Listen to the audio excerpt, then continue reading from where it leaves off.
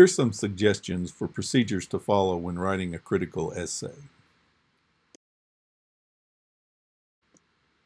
First thing to keep in mind is that the critical essay is a form of goal-oriented writing. Essays can be written for a lot of different reasons and for different audiences. For example, there's a subgenre called the personal essay, which simply conveys one's personal opinions or experiences. This is not a critical essay. Some essays are written merely to convey information or to review and summarize the research of others. This is also not a critical essay. A critical essay conveys not just information, but an analysis of this information with an argument supported by evidence, so that by the end of the critical essay, anyone who's read it should understand something about the work being written about that they didn't understand before. Your critical essay should have a well-defined thesis that drives the entire essay. It should be stated very early in the essay, often in a single sentence. And you should have this sentence in mind as you write so that you're constantly reminded what your focus is supposed to be. One of the most common mistakes that I find in student writing is to actually state a fairly nice, clear thesis in the beginning, but then forget all about it and write about something else. But in general, this thesis should be made clear to the reader by the end of the first paragraph, and you should stick to it throughout the essay. The body of the essay then is just designed to present evidence to support the thesis that you presented at the beginning of the essay. And then you complete your essay with a concluding paragraph that reiterates the thesis, now with the support of the evidence that's just been presented.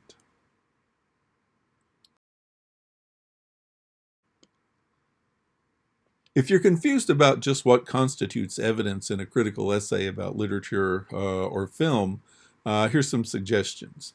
You may want to just cite specific passages or scenes in the primary work or works being discussed to support your argument. But be sure to analyze and explain the significance of this primary evidence as you present it. Avoid mere plot summary. We don't want a reiteration of the novel or the film.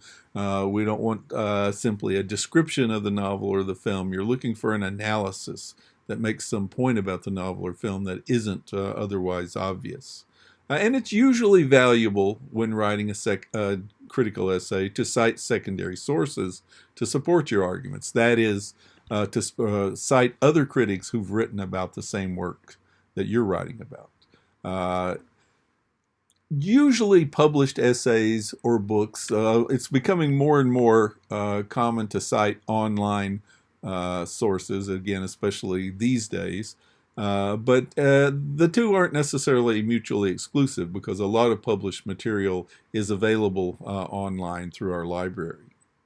But whatever sources you do use, be sure to identify those sources and use some sort of consistent citation style in doing so, such as MLA, Chicago, etc. I personally think the MLA style is the easiest one to use when you're constructing an essay, and it's also one of the most common in our field.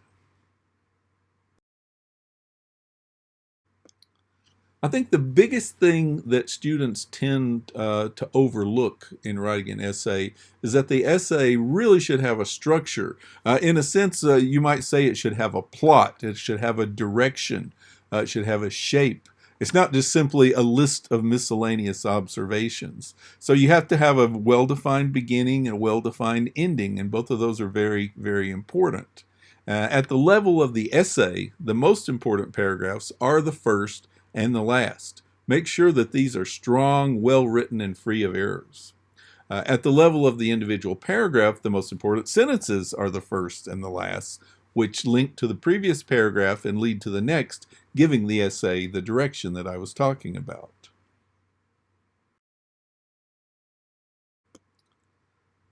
So how do you go about creating a critical essay of the kind that I've been describing? The first thing you have to do, of course, is just choose a basic topic for your essay. Then do some preliminary research and formulate a tentative thesis. use this tentative thesis to drive your further research, which will cause you then to fine-tune your thesis a little bit. Meanwhile, you can do some brainstorming. Just sit down and make and hierarchize, and I'll talk a little bit more about what I mean by that in a moment, a list of the points that support your thesis, including the evidence that supports these points. In general, each of these points will lead to one paragraph in the essay. You should construct an outline or map of your essay that puts your most important points at the beginning and end of the argument.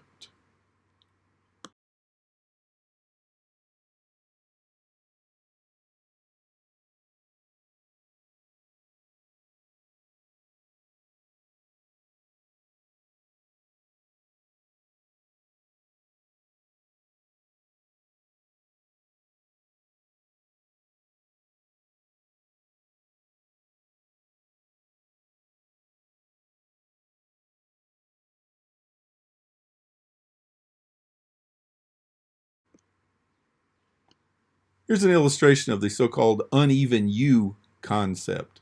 In this system, each observation that you want to make, each major idea, which will basically correspond to each paragraph of your essay, is assigned a number from 1 to 5, depending on how crucial it is to your argument, how important it is, how significant it is in a general sense.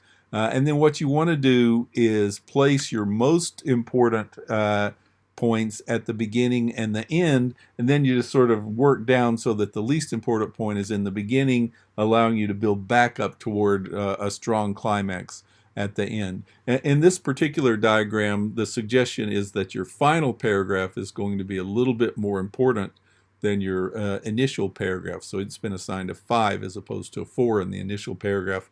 I don't necessarily believe that. I think the first paragraph is as important as the last paragraph, and in many cases even more so, because it's what really sets the tone for the entire essay, gives the reader a good idea of what to expect, and sort of helps to set the reader's initial reaction to what you have to say, hopefully making them receptive to the argument that you want to make.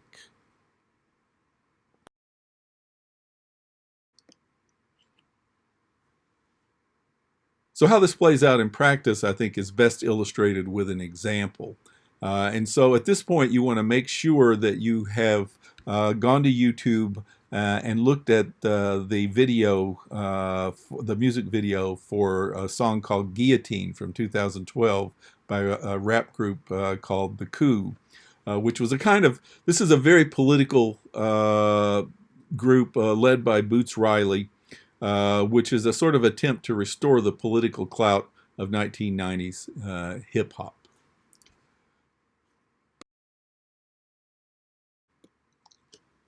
One of the things you'll find if you go to YouTube is that there is both the official music video for this song, and there's also live performance that you can see of this song without all of the Wizard of Oz imagery that's central to the music video.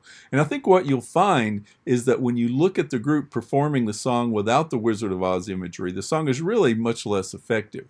And again, given that they're a very politically oriented group, they really want to make strong points. And so it's clear that this Wizard of Oz imagery helps them to make their point. And it's very striking, I think, when you see the video if you haven't seen it before.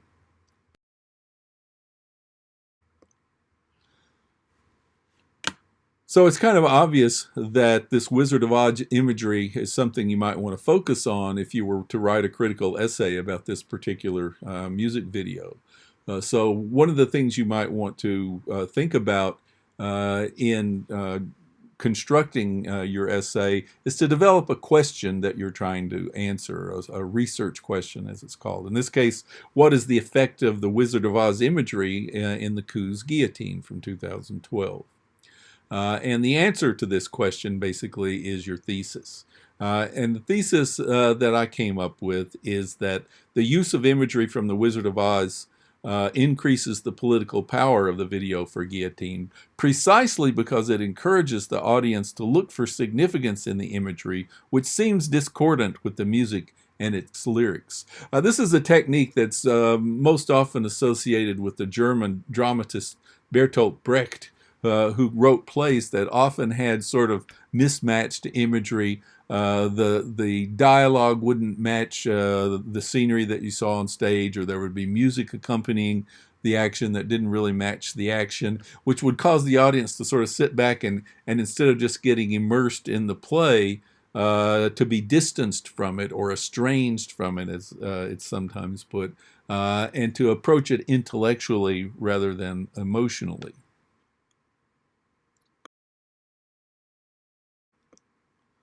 Of course, The Wizard of Oz is a good source to use for making this kind of thing because it's one of the best known films in all of American cinema. And so if you use The Wizard of Oz imagery in another work, it's pretty likely that people are going to recognize the imagery and understand where it came from. Here's an example that was put together a couple of years ago of Vladimir Putin pulling the strings behind the stage of the wizard. In this case is Donald Trump. Again, a very well-known scene from The Wizard of Oz transposed into contemporary politics. And again, it's only effective, of course, if you're familiar with The Wizard of Oz and understand what's being portrayed here. But anyway, so I've come up with this research question, and I've come up with a thesis. And now what I do is basically just brainstorm and just start thinking essentially in random order initially of some points that I might want to make about the Wizard of Oz imagery in the music video for Guillotine. One point, of course, is just to note that The Wizard of Oz is one of America's best known and best loved films. It's ultimately, though, a conservative film that urges viewers to accept their current lives, even in the midst of the Depression. You'll ultimately find that there's no place like home, regardless of how grim and depressing your home might be, according to this film. And again, that's very, very different from the message delivered by The Coup, which is a radical, even revolutionary message. And so again, you have this kind of Brechtian mismatch between the imagery and the message that's being conveyed. Another reason, of course, to use the Wizard of Oz imagery is simply that it's entertaining. It really does make the song more entertaining to have the Wizard of Oz imagery accompany it. This is important, I think, simply because radical political messages of the kind being delivered in this video are a kind of a hard sell in America. And so if you want to get your message across, you have to at least get somebody to listen to your song or to watch your video, and they're more likely to do that if your video is entertaining. But of course, the film, The Wizard of Oz, contrasts very sharply with the video in all kinds of ways, creating this Brechtian estrangement effect that I talked about, and asking the audience to examine the reasons behind the choice of this imagery. Continuing the list of points, number 5, the film is a key emblem of white American culture, which the video appropriates, reversing the well-known dynamic through which white America has traditionally appropriated black culture. I might also note that in his book Land of Desire, William Leach sees The Wizard of Oz as a celebration of consumer capitalism, portraying the huckster-like wizard as a capitalist hero. The video then reverses this dynamic, holding the wizard accountable for his capitalist deceptions instead of holding him up as a hero. The central role of the Scarecrow, finally, in the video, suggests the need for intellectual leadership in any revolution. If you'll recall in The Wizard of Oz, the Scarecrow is the one who desperately wants to have a brain so that he can think and be intelligent, and is finally presented with a diploma at the end of the film signifying that he has intelligence.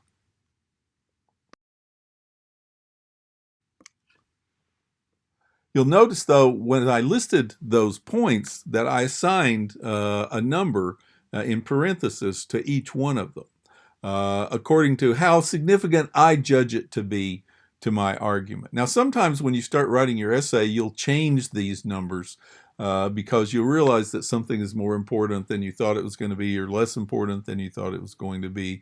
But at least initially, I assigned these 1 through 5 numbers to each of my points, which is basically going to be each of my paragraphs. So when I go to write the essay, I'm going to have an introduction which identifies the topic and states my thesis. And again, as I've said, I consider that to be extremely important. So that's going to be a 5, and that's going to come at the beginning. And down at the bottom, you'll see here the conclusion is also a 5 coming at the end. And then what I've done is take my other 8 points that I just listed for you and tried to arrange them in this U-shape arrangement that I showed earlier.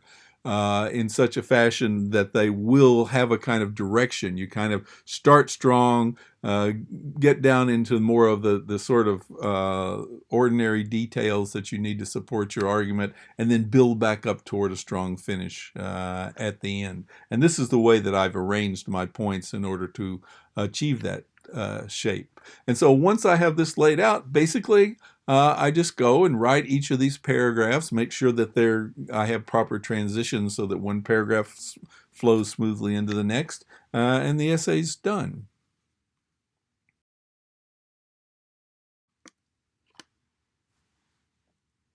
Finally, I wanted to make some special points about the beginning and ending of the essay because those things are, as I said, so important. A strong beginning is very crucial to the success of your essay.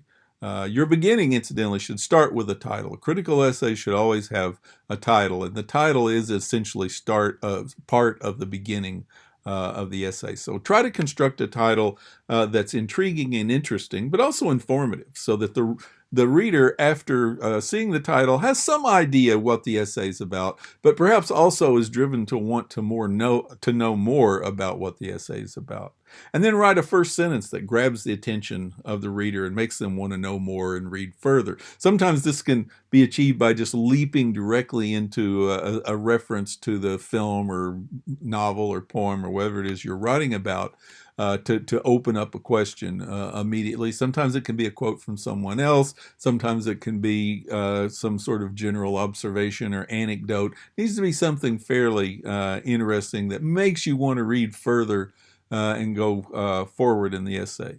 And make sure by the time you've gotten through your first paragraph that you've presented your thesis in a very clear fashion so that your reader knows now what your argument's going to be. At the same time, don't try to say everything in this first paragraph. You don't want to say everything too early. You want to let your evidence build as you move through the essay so that, again, you finally come to a strong conclusion.